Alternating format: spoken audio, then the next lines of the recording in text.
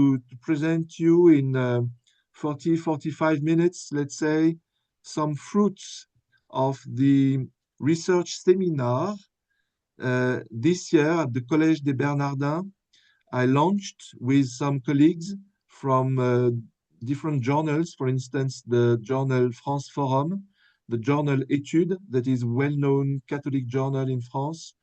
We decided to think about the next elections in 2027 in France, the presidential elections, the legislative elections. And we decided to find some theme on which we could give solutions. One of the problematic subjects we defined is, of course, the question of polarization and radicalization. And together we consider that there are today solutions to overcome this phenomena, which is not only in Ukraine, but in Europe, but all over the world, including in Canada and in the United States. It's a postmodern phenomena. And this is why in the first part of my speech, I will remind you the main causes of the polarization and radicalization of our societies.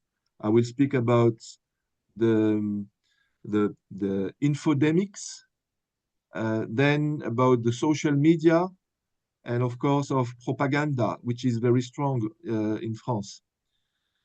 Then I will give a more philosophical, anthropological, I would say, explanation of all these phenomena through a presentation of the economy of attention. That is the major basis of this evolution. And then in third part, I will present our proposals of our seminar. We were 30 researchers that tried to think about possible solutions to overcome these dangerous evolutions of our societies towards polarization and radicalization. And then in my conclusion, I will explain that in order to come back to dialogue and consensus, which is what is lacking most in the problem of radicalization, to come back to dialogue and consensus, we need a new ecumenical metaphysics. So this is why it is important for me to be in dialogue with the Institute of Ecumenical Studies in Lviv in Uku. But first, in my general introduction, I will focus on the main danger for all of us. Our modern democracies in Ukraine, but also in France or in the USA, are threatened by the simultaneously authoritarian and libertarian agenda of certain neo-imperial states like China, Russia, but also United States of America.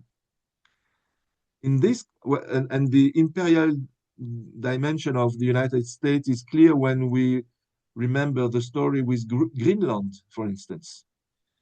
In this context, organizing fair elections is a real challenge. Nations are increasingly divided by often violent ideological currents. Mediating institutions appear powerless, and developing differentiated consensus processes at various levels of society seems impossible.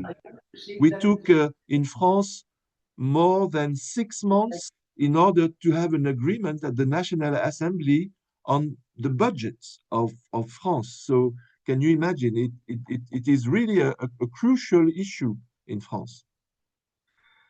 The problem was very clear in 2025 in Munich by the speech of the US Vice President J.D. Vance, who criticized the Europeans for not being democratic enough.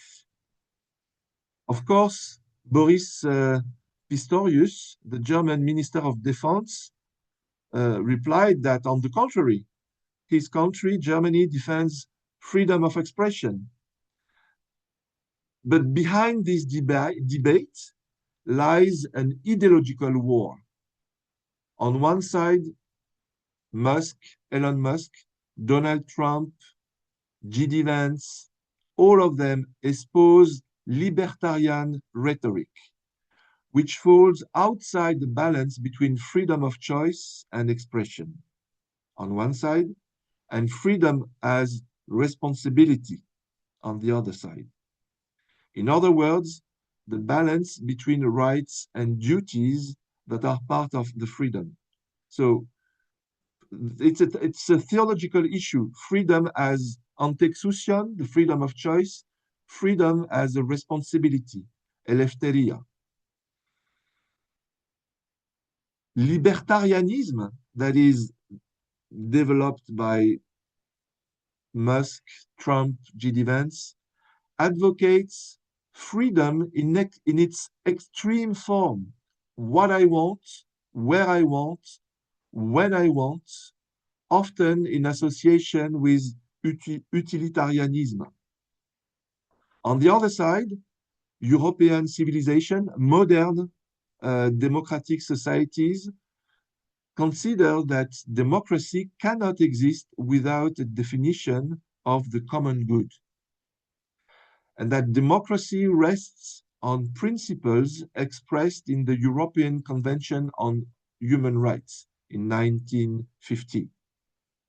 And the same for France. In France, we would not have a possible way of life together if we would not have the constitution that is based on liberty, equality, fraternity principles. This is the foundation of our social cohesion and institutional freedom, and it is being fundamentally challenged by both Russians and Americans. So we need really, first of all, to understand the cause of this polarization before speaking about the economy of attention. Concerning the causes of this ideological conflicts, finally, between libertarianism and republicanism that gives this polarization and radicalization. As I said, there is infodemic, social networks with commercial algorithms and new propaganda.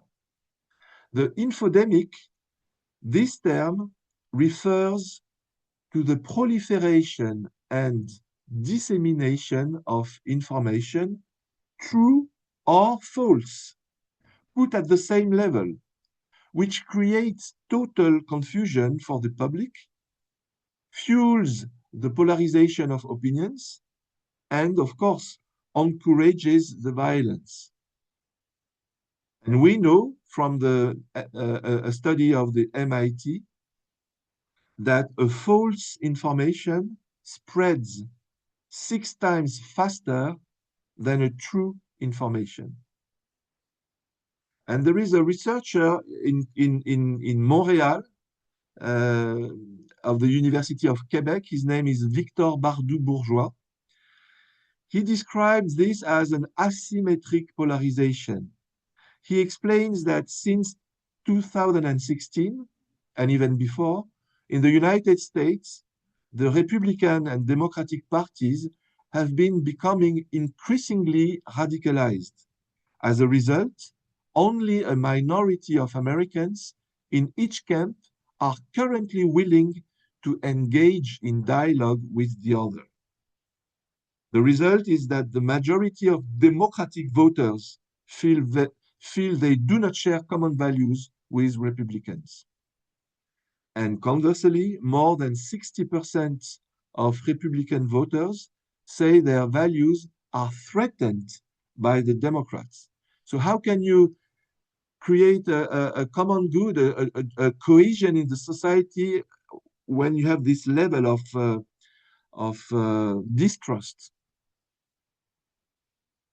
And this is why there is this major binary divide at play in the US, an ideological one between, as I said, libertarianism and Republican statism, I would say. This is the ideological one. But there is another one, an identity-based divide between, on one side, progressism. Some people call this wokeism, and on the other side, traditionalism. And that was one of the major subject of the last presidential election when Trump was re-elected. Lots of Republicans voted not for Donald Trump, but also for his criticism towards the woke movement. And there is a third binary divide, a geographical one that we can see in the US, but that we can see also in France and in the United Kingdom during the Brexit, between urban and rural areas. Between those who are from nowhere and those from everywhere, it is well known. Conversely, the prevailing financial logic among Republicans and Democrats, both, tends to homogenize or even discredit political parties. So there is a real issue specific to the United States. It's not the case in France, for instance, because there is regulations in France about the financing of the parties, which is not the case in the US. This financial logic is deciding a lot of things that we do not have in France. And there is another factor. This is the partisan new channels with their economic model based on audience ratings. The immediate moments generating buzz, as well as the increasing disinformation on social media that contributes to this infodemic phenomenon. In France, this is amplified by a kind of relativistic nihilism that disregards verified facts in favor of opinions. That comes from Nietzsche, who was not believing in the truth, who was in the facts. He was believing only in interpretation, in opinion. There is no truth for this philosophical movement.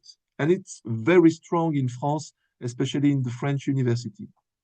And this generates a collective amnesia, a blindness of decision makers, a growing disconnect between citizens and political leaders, and emergency-driven public policies at the expense of any long-term planning.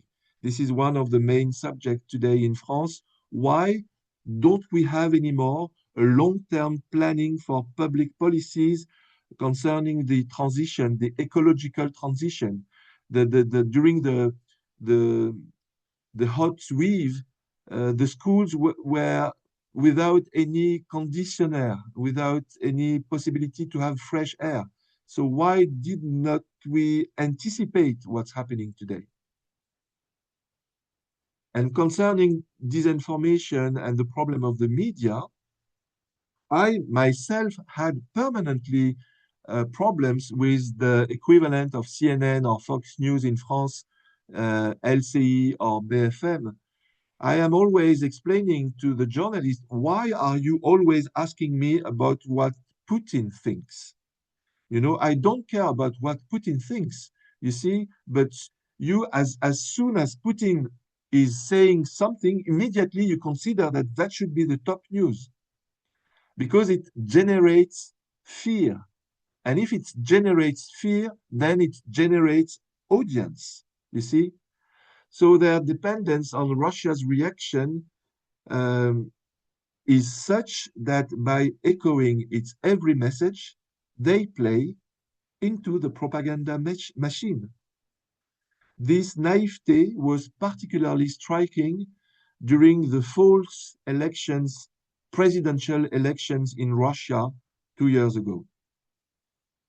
We cannot speak about elections when all the opposition figures are imprisoned, when Navalny is assassinated, when the media are persecuted.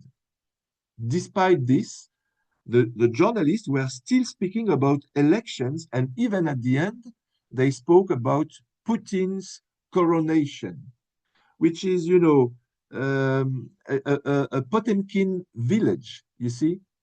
That's really a problem for us. Then there is a second explanatory factor, of course, the social media that is based on algorithm. The emergence of new dependencies are generated by platforms and social media, as we know, Facebook, YouTube, Instagram, TikTok, etc. Thanks what we call vanity metrics, the metrics of vanity that are the likes, propagation tools like the hashtags or the retweet, and algorithm filters, the information bubbles created by platforms manage to isolate, manipulate, and monetize the citizens' emotions. Furthermore, thanks to smartphones, everyone becomes a media, capable of searching for, producing, and disseminating all kinds of information, even the most hateful. When there is anonymity, then you can be totally free to be in a hateful position. This is a real problem of social media. In addition, the risk of sensitive data being intercepted by foreign powers can really undermine sovereignty of the states. That's the problem that we have with the AI Claude that is now ready to go inside any security service in the world. So that's really dangerous. Another problem is, of course, elections that are guided by the social media now. In 2024, you may remember in Romania, there was a candidate, nobody knew him, Călin Georgescu. He was credited with only 3% of the votes 1 month before the elections. And he was heavily promoted on TikTok, and there is 6 million of Romanians on TikTok. The elections gave him the first round, the first tour gave him 25% of the votes. Can you imagine? So that happily the election was interrupted, and the tribunal could show that it was not fair, that it was proven that he had benefited from the algorithm. It was not fair elections, but we don't know what will happen in other countries. For instance, we don't know what happened in Bulgaria recently. So today, the libertarian ideological conflicts against the Democrats and Republicans, as well as the upheaval of the digital landscape with Facebook, Twitter, etc., have amplified this phenomenon and allow for the dissemination of texts that one has not read, you see? So this is the problem also. And the last element of this polarization of our societies that pave the way to the radicalization is the resurgence of propaganda, much more stronger than in the Soviet time, because it is associated with artificial intelligence and coupled with hybrid warfare policies implemented by certain states. And this is why it really threatened democracies. The European Counter-Disinformation Service in Brussels has shown that Russia's manipulation campaigns are not simply a random collections of lies, but the product of a highly sophisticated system comparable to an iceberg. The most audible pro-Kremlin voices are merely the visible tip. But the Russian information manipulation and foreign interference operations rely on a vast generously funded hundreds of millions of dollars and purposefully designed architecture involving both states and private actors. And this is what we don't see. We don't see the whole work of new narratives that are prepared against our awareness. These campaigns deploy specific strategies to influence perceptions and behaviors in Russia's neighboring countries and beyond, including France, of course, and United States, it's well known. In addition, there are channels that disseminate biased narratives not identified as Russian for long-term operations. For instance, in Europe, we discovered Portal Combat, or false facade that reproduce, rework, and whitewash content for Russian state-controlled media like RT, Russia Today, and so on. In their book, How Democracies Die, Stephen Levitsky and Daniel Ziblatt, two American professors in American universities, they published this book in 2018. They explain how the Republican and Democratic parties have become radicalized because of this evolution: propaganda, social media, and infodemic. In France, the problem is similar. Since the last elections following the dissolution of the National Assembly in 2025 by President Macron, now our parties from the extreme left to the extreme right are not able to agree on any law. So, as I said, it was even difficult to pass a budget. And this is why everyone is waiting only the next elections now, with the hope that maybe something will change. But I don't know how if there is not understanding of the paradigm shift that happened. And this is why now I would like to explain the paradigm shift, the economy of attention. And I was glad to see that in the presentation of the conference of the Institute of Ecumenical Studies, there were consideration of the economy of attention. So first, I will explain that the attention economy is linked to a shift in the economic capitalist paradigm. Then I will examine how our intelligence functions in connection with emotion in this new paradigm, which was not the case in the modern paradigm. And finally, I will propose a number of social but also personal ascetic postures that enable us to avoid squandering our attention and to focus on what is essential. So first of all, what is attention economy? We have two specialists in France, Dominique Boulier and Yves Citon. They published lots of books about that. They are teachers at the University Paris-Sorbonne, and we received them at the Collège des Bernardins. And what they say is that for the past 15 years, we have moved from a capitalist production economy based on hydrocarbons, gas, oil, to an economy of attention based on data. 20 years ago, the major companies listed at the New York Stock Exchange was Shell, British Petroleum, Total, etc. Today, it is Apple, Amazon, Microsoft, and others. So that shows the paradigm shift.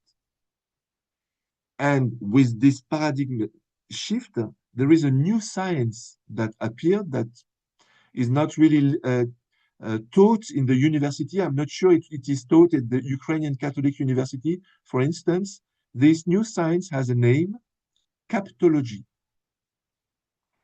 Captology introduces an epistemological shift by linking intelligence with emotion.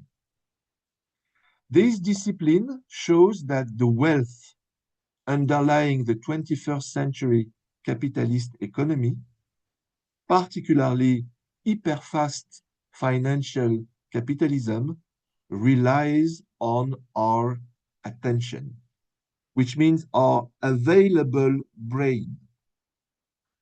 This is absolute wealth because it determines our economic and commercial choices. In the United States in 2020, computer scientist and ethicist Tristan Harris made a film, The Social Dilemma, How Technology is Hijacking Your Mind. You can find this film on YouTube. Previously, he worked as a designer for Google on ethical issues before rebelling and publishing numerous critical articles. He advises us to open our eyes how captology has managed to understand the workings of our brains and offer several rules. And I give some 3, 4 of these rules from Tristan Harris' film. For instance, he says, if you control the menu, you control the choices. It means when you are at the restaurant, once we have the menu in the hand, we think only of the choices offered by the restaurant, which guide us a priori.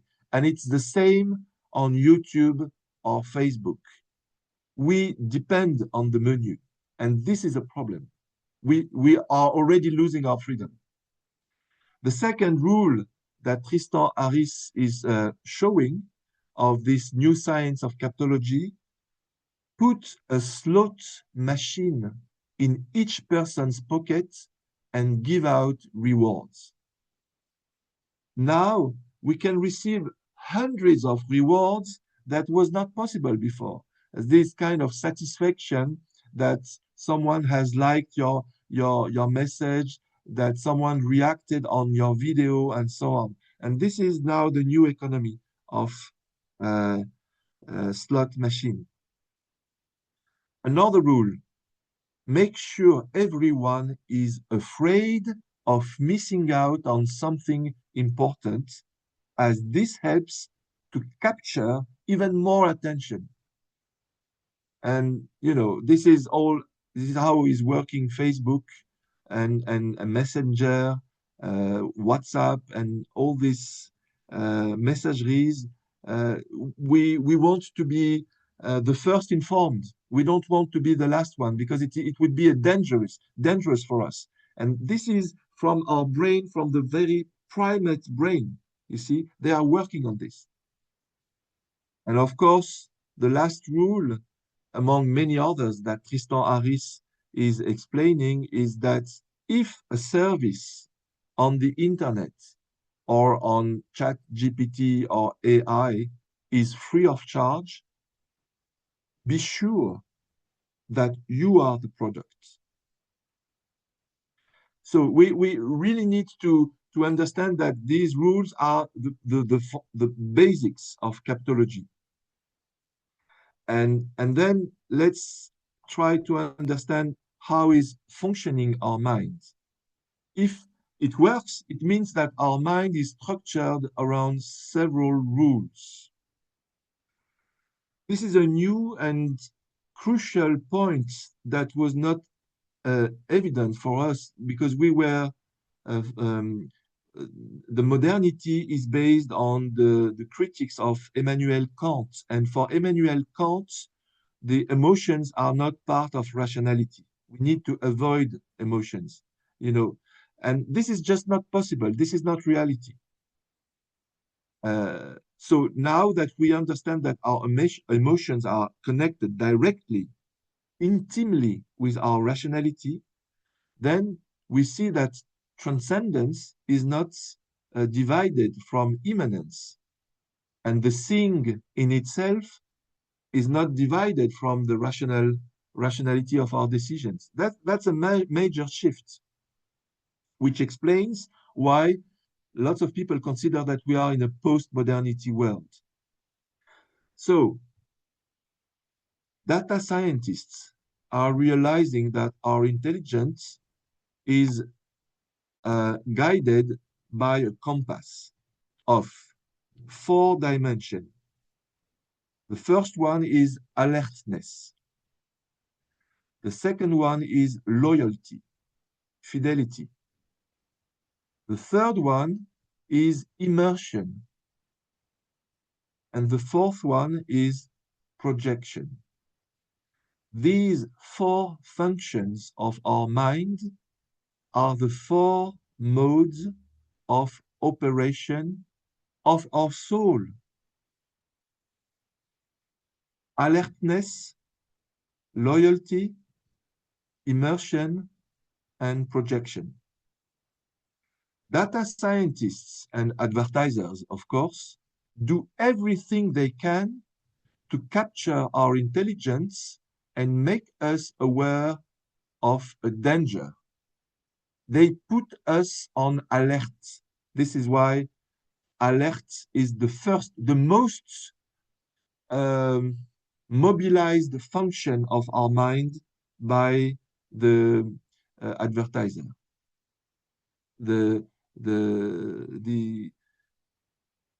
For instance, as I explained, when we receive a pop-up on Facebook, we are in alert.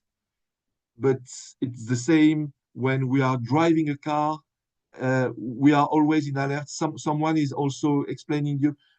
That is a fundamental dimension of our mind. Loyalty is different. Loyalty relies on another technique, again designed to hypnotize us and capture our attention. Like, for instance, the World Cup. We know that each evening today there is a football soccer match. We can 2 hours look at it and forget about everything. We have a loyalty that this evening there will be a match, and then of course the advertisers, they know that, and they will come in order to address their own messages.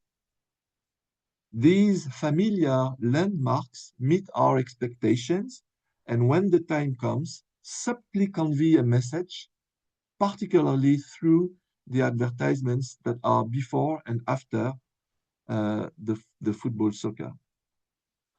Immersion is different. Immersion consists of plunging into a space-time in which the me can disconnect from the self, especially from the responsibility, from conscience. For example, when you go to the cinema, to a movie theater, we disconnect from ourselves. And of course, this is the ideal moment to deliver messages, because there is not the super ego that controls everything. Then you are like a baby that can receive every message from the advertisers. And the last mode of functioning of our brain is projection. With projection, we only see our project. We are focused only on our project. For instance, we are preparing a trip. We only think about this. In these moments, we use our conscious will to reinforce our decision. That is a typical advertising technique, to focus on this concentration. So we have 4 attentional modalities that are measuring. We can model, we can measure these ways of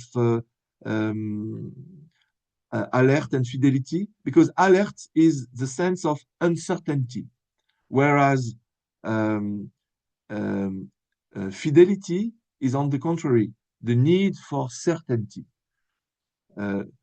Immersion is connected with detachment and intensity, whereas projection is connected with attachment and duration. So you can easily measure this way of functioning of our minds by biosensors, social listening, microphones on your smartphone, monitoring Twitter messages, uh, eye tracking. Eye tracking also is a new method, particularly for video games, etc., etc. So I just wanted to remind the basis of captology. And now the question is, what can we do in terms of countermeasures? The four poles mentioned above were defined to enable the capture of emotional intelligence. However, they operate within a broader framework. Thus, alertness is also associated with a situation openness, of openness to transcendence. You see? And the same, the situation of fidelity refers to attachment to tradition, just as immersion and projections relates also to questions of law or justice. And this is why a lot of thinkers, I will not mention all the thinkers, maybe we can speak about that during the discussion, um, are considering that there is a new form of intelligence, a Trinitarian form of intelligence that need to think not in a binary way, either alert, either fidelity, either immersion, either projection, but a kind of intelligence that is able to take together all these forms of our brain concentration. And this is why, for instance, when you read the Pope Leo encyclical Magnificat Humanitas, he speaks about that. He says that there is new ways of spiritual attention that, for instance, for him, is focused on the work of justice. If you are focused on the work of justice, then you cannot be uh, a symbol of these advertisers because you are focused on the common good. There is another thinker that I appreciate very much. He is Anglican. He is a biologist. He comes from Great Britain. His name is Rupert Sheldrake. And Rupert Sheldrake, he says, our attention can be concentrated again if we think together about breathing. Breathing is based on inspiration and exhalation, inhalation and exhalation. And for him, inhalation is connected with meditation, whereas exhalation is connected with prayer. So this is the sense of myself and the others through meditation and prayer. This is a way to reconnect, to rediscover who you are in connection with your environment. So Rupert Sheldrake explains that there is these new practices of spirituality from the pilgrimage to the meditation that are the ways how we can overcome these dangers of the social media and the economy of attention and so on. Now, in my first part, I would like to detail our proposals, concrete proposals for the elections in France in 2027. We have four main proposals. The first proposal, a political one, is to defend the Republican model and restore social cohesion by remembering what happened after the Second World War. After the Second World War, in Germany, in France, in Italy, the most important parties were Christian Democrats. In France, we had de Gaulle and then Georges Bidault. In Germany, Konrad Adenauer, etc. They were able, for instance, in France, with the program Les Jours Heureux, the Happy Days, to have common discussion, let's say the communists and the Christians, because what was important for them was the common good, to get out from the occupation of the Nazi. And that gave the possibility, inside the National Council of Resistance to find consensus. The same with the CDU, the German Christian Democratic Union. They could find consensus and they could uh, um, expel the nationalists, the extremists, because there was a strong Christian democratic consensus based on the principles of the European Convention on Human Rights and so on. And today, the better example is what's happening at the European Parliament. The European Parliament, the most important party, the EPP, is a Christian Democratic Party, and which is in a majority or in all institutions, including the European Commission, with Ursula von der Leyen, who is also a member of EPP. And so in all these European institutions, the most influence majoritaire party is the Popular European Party, EPP, which is Christian Democratic still now. And this is how they can find consensus between ecologists, socialists, and without asking to the radical to come. So we need to rediscover, especially in France, the heritage of the Christian democratic tradition. And I think it would be good for Ukraine also to rediscover the importance of the Christian democratic history. Then we have another proposal.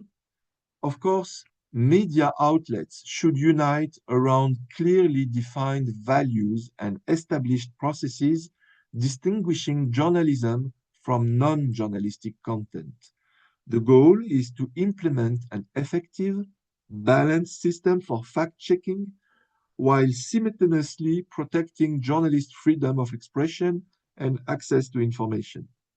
Media regulation, specifically self-regulation, is essential. We therefore recommend supporting the Journalism Trust Initiative, the GTI, launched by the NGO Reporters Without Borders, RSF, which defines journalistic quality based on 130 criteria. You can find these 130 criteria of good journalism on the website of the Reporters Without Borders, and we support their recommendation. Thirdly, it is urgent to rediscover principles of conviviality. By the way, conviviality was defined in the 70s by a Catholic priest, Ivan Illich, and now it is developed by many thinkers all over the world. They published in 2025 the new Convivialist Manifesto that was signed by 300 academics. Myself, I signed it also.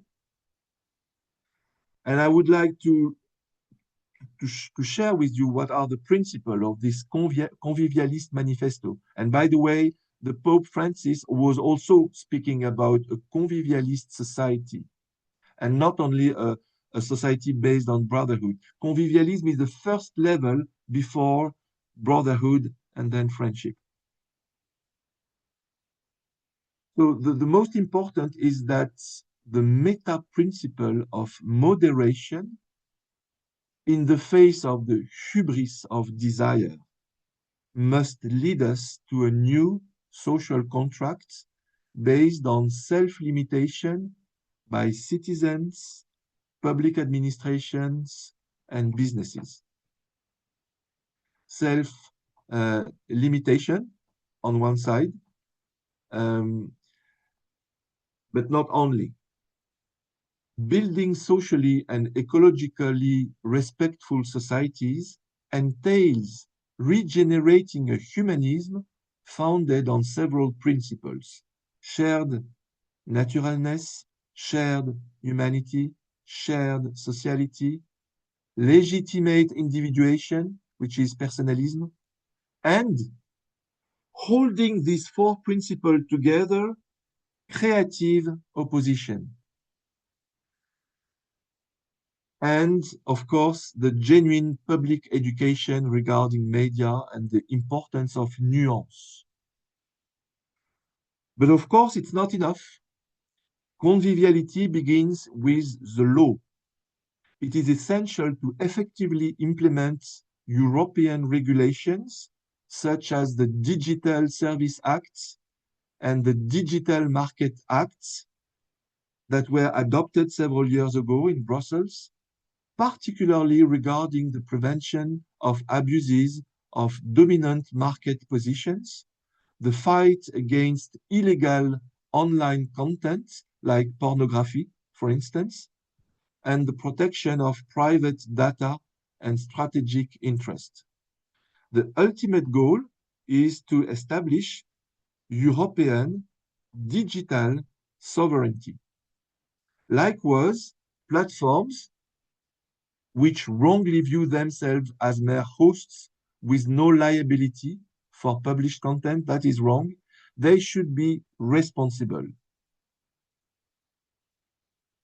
It is also necessary to limit adolescent access to social networks and ban smartphone use in high schools. In France, we decided to ban smartphone use in high schools. That was decided this year. And of course, to create technology that slow the spread of information. Finally, it appears essential to regulate AI, at least at the European level, by establishing certain ethical universal principles that are in the Pope encyclical Magnificat Humanitas, but also on the ecumenical level in the Declaration towards a Global Ethic that was adopted by all churches in 1993. Hans Kung was very influential for the adoption of this declaration towards a global ethic. This is necessary to regulate AI today and to make people accountable of their post. Fourthly, combat state propaganda. We must avoid naivety regarding freedom of expression.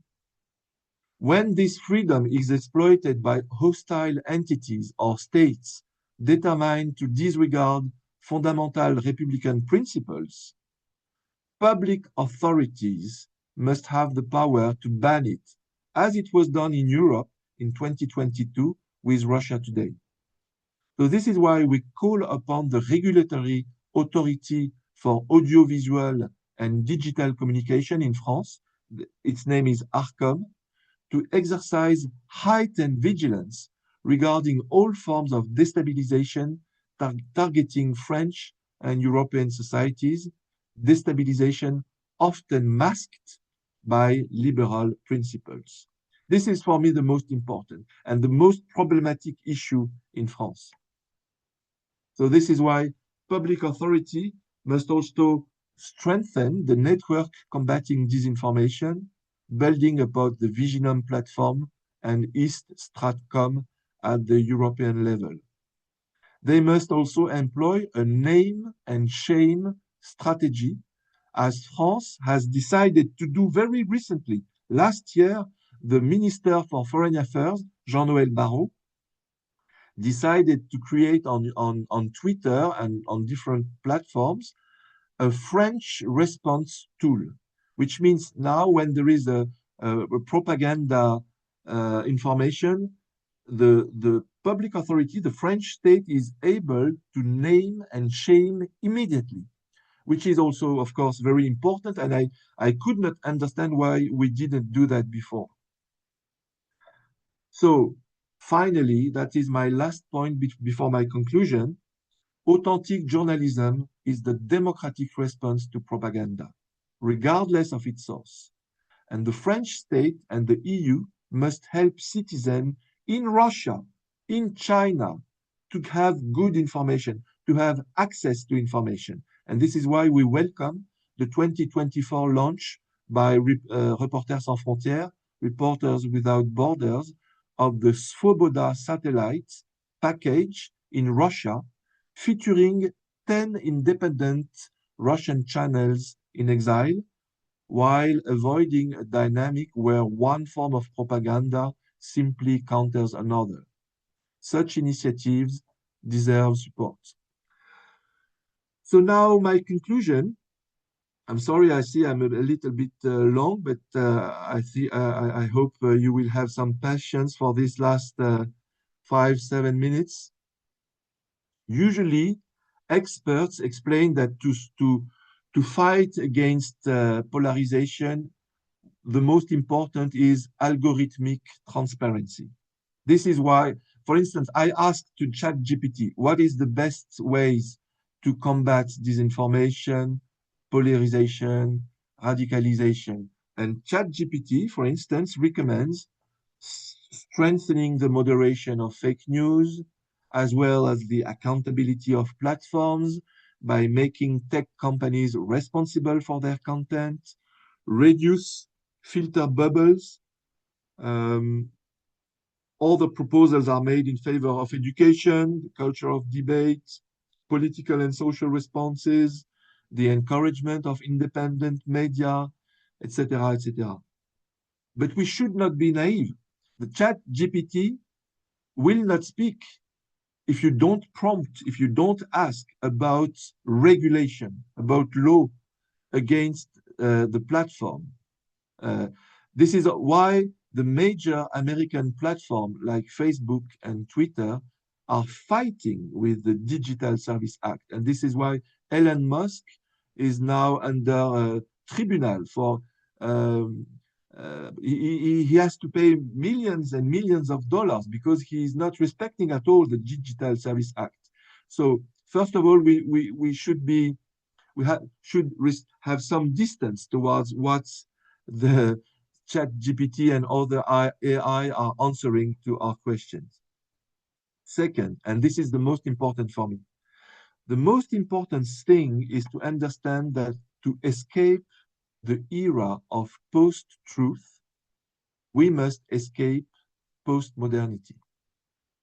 For this, we must believe again in truth, in the possibility to participate in truth, which is a relational path of life, not an abstract conceptual system constantly challenged by the progress of science.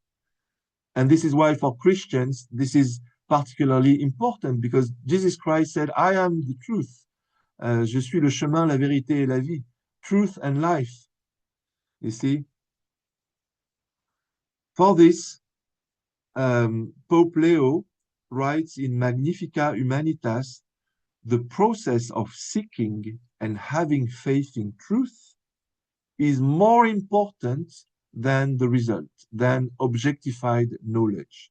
The most important is to be on this path of trying to find the truth and believing that the truth is acknowledgeable. We must therefore enter a new era, a transition to a meta-modernity. This is necessarily a personalist and not individualist society, a sociological and not an agnostic, a sociological, which means that a society that tries to find the wisdom of God and not just believing that we are alone in this universe. An eschatological vision, that is important for the media. The media, they believe only in this Greek understanding of time, chronos. But the Christian, they speak about kairos. And the kairos is the idea that what is important is in the event of the encounter. You see, the kairos. And of course, a way of thinking that is not binary, but ternary, that is able to hold together different elements of our brain, of our mind. This new paradigm is rooted in a new metaphysic, which is necessarily ecumenical, meaning that it understands universality in a complex way, not simply as a flat horizon within which one could flourish through a homogeneous system of domination. Ecumenical metaphysic is a form of thought that is not separate from life and that holds together unity and otherness. That means, on a theological level, a mind that keeps together glory and memory, law and justice. That means also on a philosophical level, a rationality that is both symbolic and conceptual, morally coherent and based on consensus. It is a form of participation in truth that engages the whole human soul, insofar as the latter mobilize both its capacities for alertness, fidelity, immersion, and projection. So this is what I wanted to share with you, dear colleagues, dear students, and I'm now ready to answer to your comments or questions. Thank you.